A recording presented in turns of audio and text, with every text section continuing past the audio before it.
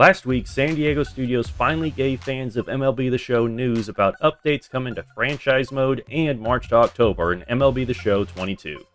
Welcome on in, everybody. I'm Brandon Satterwhite with Sports Gamers Online, and today we're going over all the new updates revealed in SDS's latest feature premiere live stream.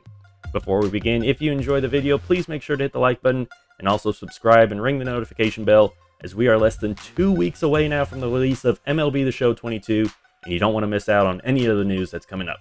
Sports Gamers Online is the #1 source for the sports gamer. So the nearly hour-long live stream on the developer's Twitch and YouTube channel began by introducing a new team member, Tim Barnes. Barnes is a former community member who was brought on to help, quote, take franchise into the future. Barnes started by discussing trade metric and logic. Barnes said that the team was not satisfied with the previous trade metric system in the game. This led them to shift from a 1-year war system to a 3-year war system for MLB The Show 22.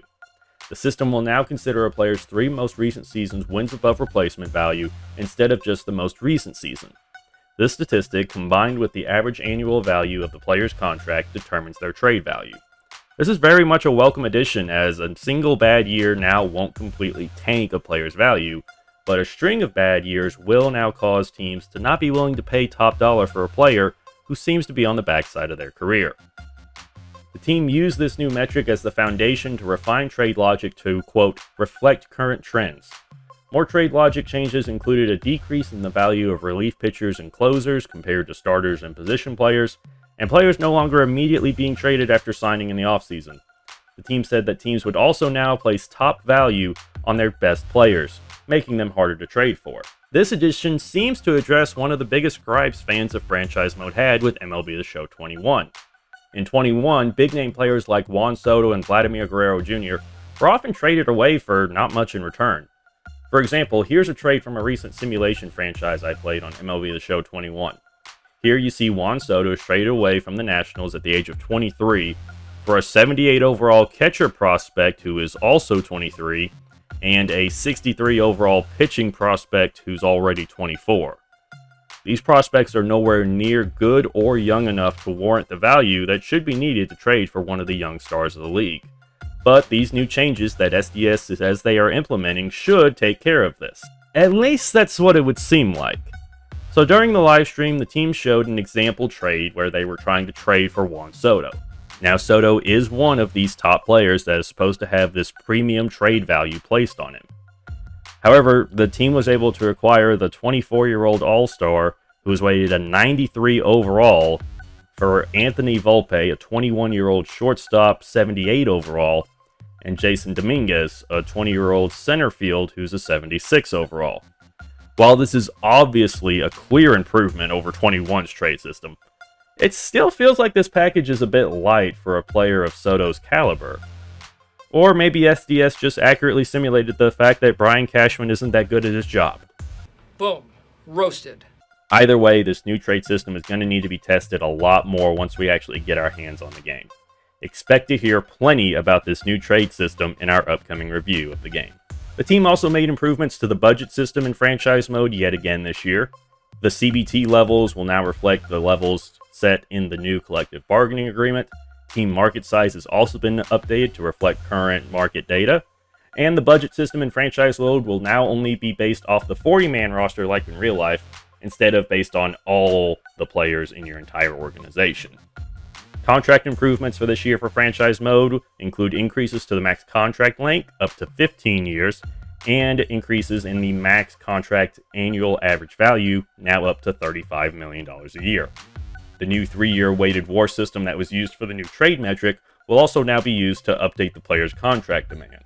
The team also shared a very interesting piece of franchise news that involves the two-way players, such as this year's cover athlete Shohei Ohtani. Two-way players will now be able to DH any day that they do not pitch, and that player will now recover pitching stamina while they DH. This is another great improvement to the mode, as it basically last year, Ohtani, while he was going on his incredible MVP run, was basically unusable in franchise unless you made him strictly a pitcher or strictly a hitter. This clears that up, and now two-way players are going to be great to use in MLB The Show franchise mode. And if you've been waiting to use the Angels in a franchise mode, now is the time. The team also addressed some community concerns and requests. The first concern that the community had that the team has addressed is that pitchers weren't recovering enough stamina in the postseason. This meant it was really hard to have realistic rotations like we see during the MLB playoffs. With the fix that SDS has implemented, now we'll be able to see those 3 or 4-man rotations in the playoffs. The transaction log has also now been expanded to be able to account for the entire season, and the injury slider in franchise mode has now been split between simulation and gameplay to give players better tuning options. The live stream then shifted to talking about March to October and the new additions to that mode coming in MLB The Show 22. The biggest addition is that the mode is now finally multi-season. At the end of a season, players will now have the choice to either export to franchise mode as we have in years past, or continue into the offseason. The later option would take players into a new streamlined free agency and offseason process. This free agency process includes calculating a player's interest, having last chance opportunities to make a final run at a player before they sign with another team, and also a brand new streamlined contract offer screen that looks very nice and very easy to use. Also, there is another big addition that I really like. If you are able to be in on one of those big free agents, you'll either be rewarded or scorned by that player when you see them walk out in your uniform or your rivals. These big name free agents are now revealed the same way that Diamond players are when you open up a pack in Diamond Dynasty. However, this reveal will only occur for the top 25 free agents in each year's free agency class. The franchise customization suite has also now been ported over to March to October. This will allow players to customize their team's logo, jerseys, nicknames, cities, as well as use created stadiums. San Diego Studios only has 2 more scheduled feature premieres, one on March 24th to discuss Road to the Show and Ballplayer, followed by the final one on March 31st discussing Diamond Dynasty, live content, and esports. MLB The Show 22 is available April 5th on PS5, PS4, Xbox Series X and S, Xbox One, and for the first year, the Nintendo Switch. For more MLB The Show 22 news and updates, stay tuned to Sports Gamers Online. I'm Brandon Satterwhite with SGO. Thank you for watching.